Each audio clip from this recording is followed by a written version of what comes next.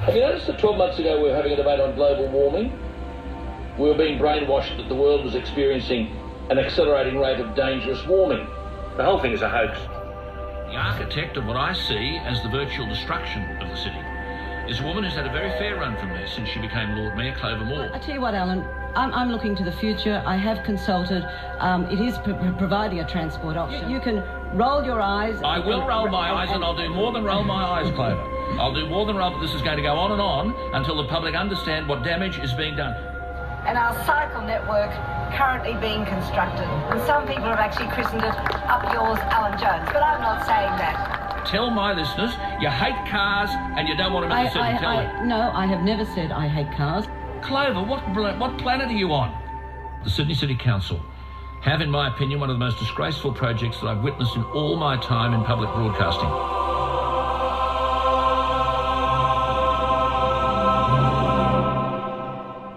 I think it's almost harder to stick your heels in and say, no, I'm not going to change, I'm not going to adapt, because I see a lot of ways where it's becoming easier for us to be green. Yeah, I think the notion of, oh my God, it's not real is absolute bollocks. The public shouldn't be listening to shock jocks or supposed experts in this area when it comes to something as important as climate change. Go to the experts. Go to the Academies of Sciences, the other great scientific organisations, and they'll tell you the truth. And the truth is that our climate is changing and humans are the cause. So strong action in our cities is vital to reducing emissions. Change is threatening, and if you have someone in your ear on the radio every day telling you this is going to destroy your life and you won't be able to afford it and it's the end of the world, and unfortunately some people believe that, you have to try and communicate really above the noise with people to say, we've got to do this. This is the most responsible thing we've got to do for our children and our grandchildren, for the future of the planet. So we set about the most comprehensive consultation that's ever occurred, and we did everything we could to reach people. It was really about trying to capture people thinking about what sort of city do we want to have in the future.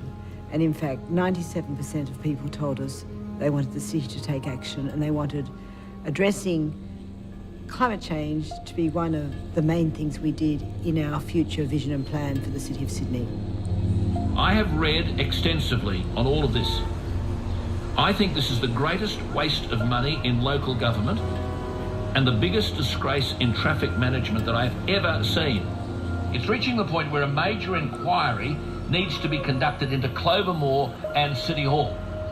One thing to keep in your head is that coal-fired electricity is the source of this nation's energy wealth. And anyway, renewables will never meet the nation's demand for energy unless we're to turn our society back to the Stone Ages.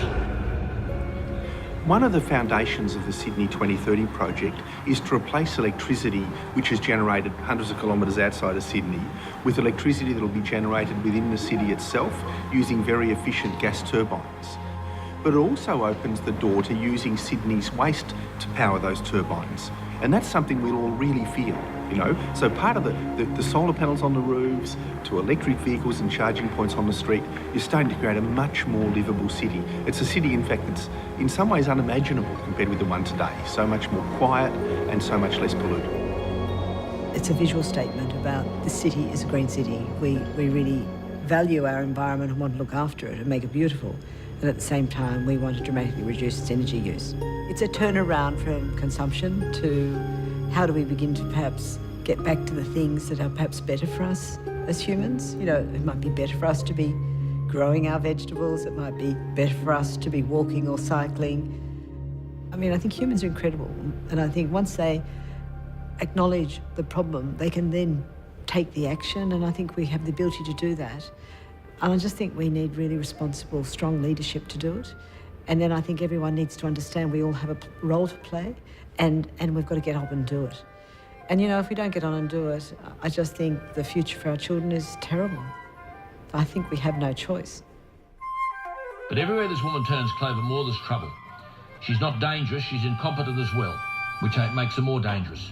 When you're dealing with dumb people, you don't know where they're going to take you. And she's forcing her ideology on one of the great cities of the world. This is it. It's just unbelievable. This woman's out of control. Out of control. Clover Moore.